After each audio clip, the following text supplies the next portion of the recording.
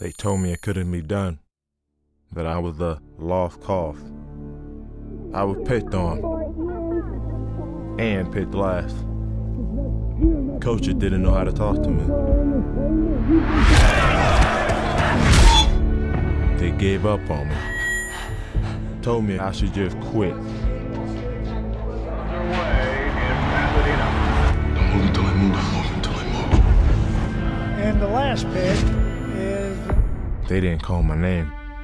Told me it was over. But I've been deaf since I was 3, so I didn't listen.